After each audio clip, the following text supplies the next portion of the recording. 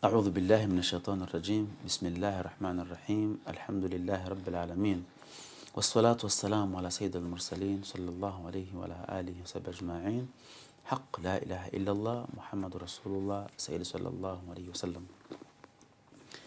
The issue of interfaith, Muslims and Christians working together for the betterment of humanity. A Muslim, he's the first one to understand the reasons why he has to work with the Christians. As long as the Christians are not there to fight him, to drive him out of his land because of his deen. A Muslim will be the first one to understand these reasons of working together because the seal of the Prophet, mercy to mankind, the first immigration of Muslims from Mecca was not to elsewhere in the world, was not to the worshippers of sun or worshippers of moons or worshippers of idols in the Kaaba, but it was to immigrate to Abyssinia, Ethiopia of today, just because in Ethiopia they had a king who was just.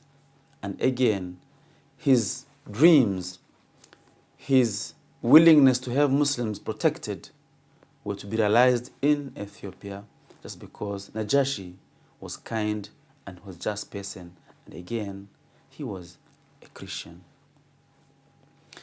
Understanding these values of working together with non-Muslims, you found that Hitler and Mussolini were not Muslims.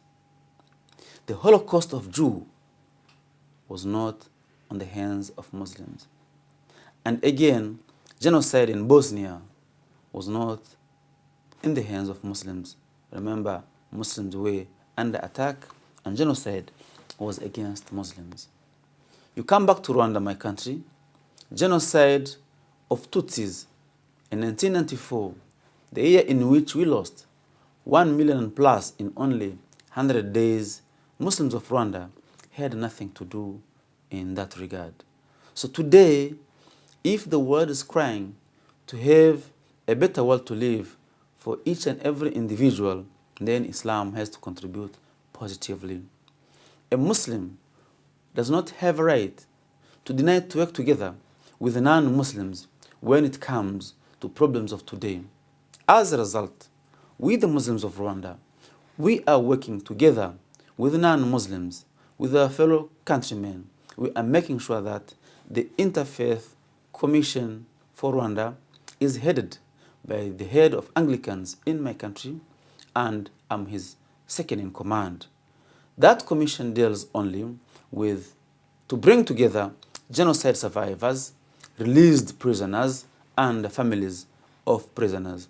Imagine the work of the Mufti together with Archbishop of bringing these three groups together, and by the power of Allah subhanahu wa ta'ala through his Holy Quran, and also using what is in the Bible through the Archbishop Emmanuel Colini, we are able to bring these three groups together, and the intermarriage is going on.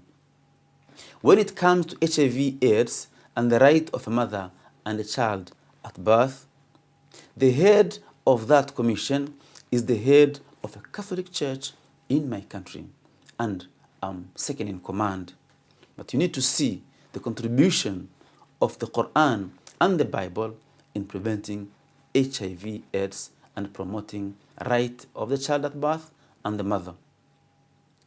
When it comes to unity, peace, and reconciliation, I'm the chairperson for the contribution of religious leaders from Rwanda towards the dream of our leaders, political leaders in our region, where they are trying very hard to make sure that Great Lakes region is a peaceful island in Africa.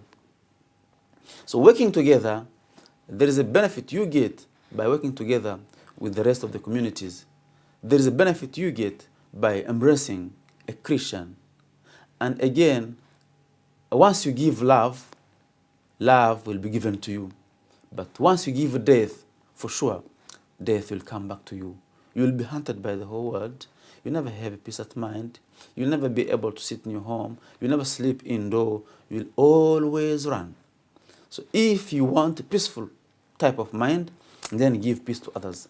If you need to be a citizen of the land, don't deny others their rights to have their land. So the interfaith activity will bring all people together.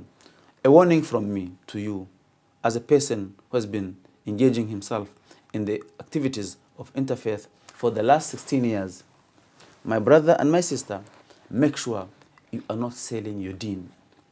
Make sure you are engaging in interfaith on the account of Islam. Make sure you are not surrendering a drop from Islam. Because after all, Islam has what it takes to be a human being and a powerful human being. Make sure you are not compromising the values and the pillars and the Quran and the Sunnah for the sake of working together with Christians. It is a collective responsibility of all Muslims to make sure our Christians at home are safe and protected, as the Quran has protected them, and we too we need to do the same. So the issue of interfaith is a crystal clear evidence that Muslims and Christians can work together to make a better living. Muslims and Christians can work together to make this globe a peaceful island. And Muslims and Christians can work together to make even our homes safe and safer forever. Wassalamu alaikum wa rahmatullahi wa barakatuh.